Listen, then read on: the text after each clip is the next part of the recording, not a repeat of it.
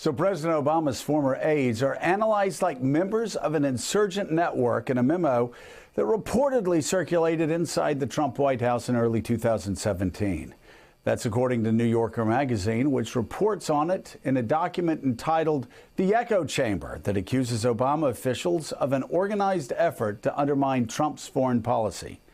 According to the memo, which has not been confirmed by NBC News, the aides are said to be, quote, coordinating the daily, weekly battle rhythm known as the War Room. The memo calls Obama advisor Ben Rhodes likely the brain behind this operation, and Biden aide Colin Kahl as a likely ops chief.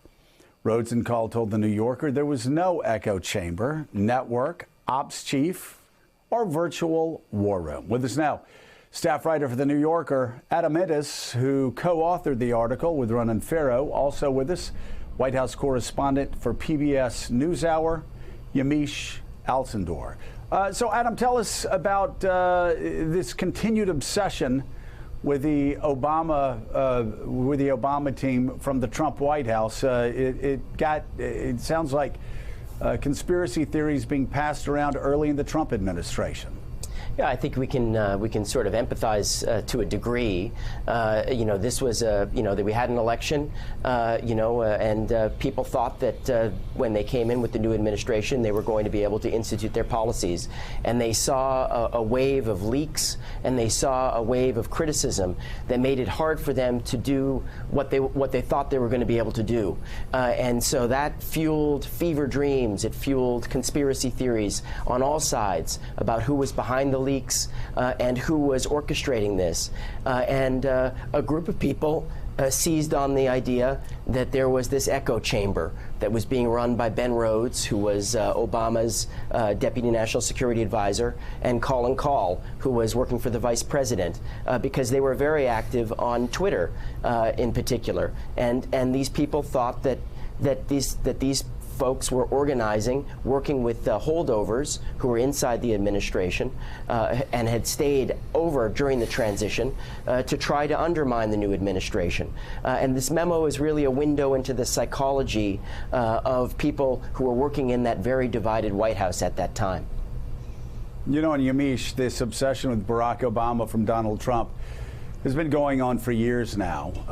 And in fact, around this same time that the memo was circulating around, that's when Donald Trump made perhaps one of his most infamous tweets early on a Saturday morning. And I remember the panic it caused inside the White House, suggesting that Barack Obama was crawling around inside of Trump Towers, tapping his phones during the campaign. And he sort of circled back to that this past week, didn't he?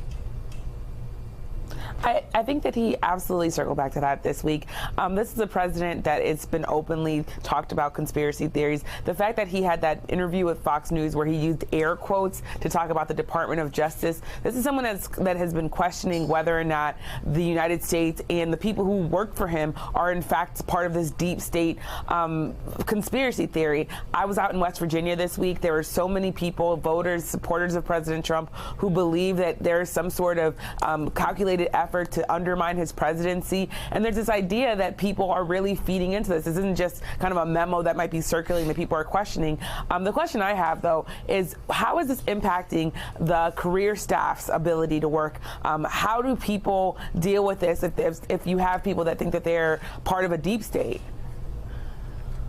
Yeah, no, I think that, you have obviously during that period in 2017, there was a lot of pressure to get rid of these people.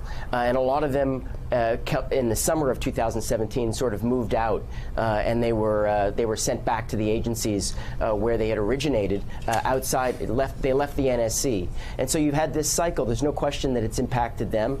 They felt like they were unfairly targeted for just doing their jobs because they served in the Obama administration and in some cases in the Bush administration. And even before that, they're associated with the policies of their predecessors.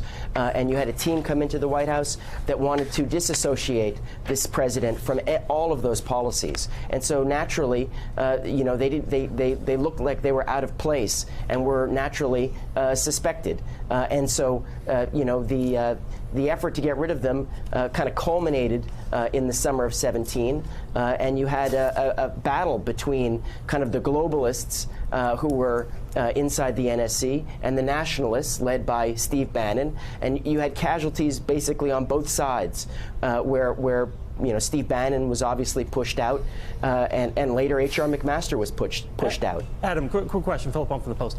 So setting aside this idea that there's this masterminds who brought us Obamacare, which was not terribly popular over the course of President Obama's presidency, is there any sense of, and you may not be able to answer this, is there any sense of, was this a reflection of Donald Trump's insistence on there being a conspiracy that was out to get him? This was something that was driven by him as trying to uproot this thing? Or was this, in fact, working the other way, that people came to him and said, hey, we suspect this is a thing that's happening, and perhaps that helped trigger his own sense that there was a conspiracy that was out to get him?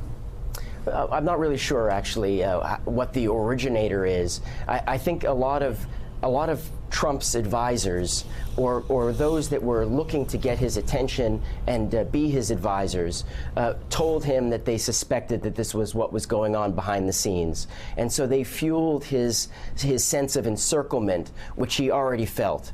And this really played into his these conspiracy theories that then he propagated on his Twitter account about, for example, Trump Tower being tapped. So I think it was kind of this circle where everyone was sort of feeding into these theories. And again, you can sort of, understand a little bit about why they got to this place. If you go back in time to that period of 2017, you had an incredible number of leaks that were coming out. And if you were the people who were harmed by those leaks, I think it is very natural to feel defensive and to try to look for ways to figure out what is happening and to try to combat the problem. Yep, certainly is. Thank you so much, Adam.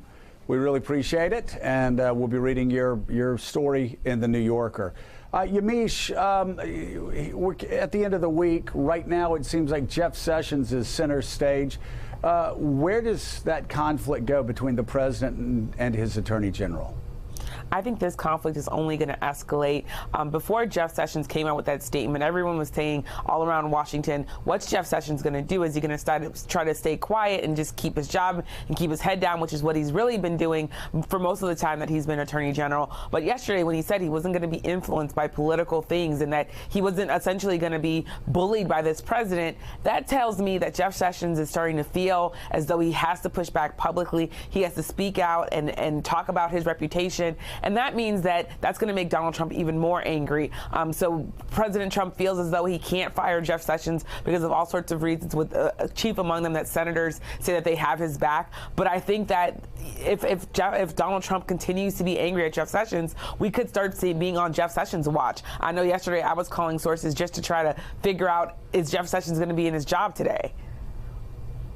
All right, we'll be following that closely. Thanks so much, Yamiche. Alcindor, we appreciate you being here. Philip Bump, thank you as well.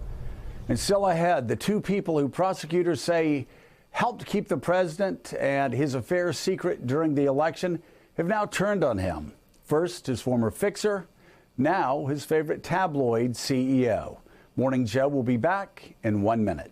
Thanks for checking out MSNBC on YouTube, and make sure you subscribe to stay up to date on the day's biggest stories. And you can click on any of the videos around us to watch more from Morning Joe and MSNBC. Thanks so much for watching.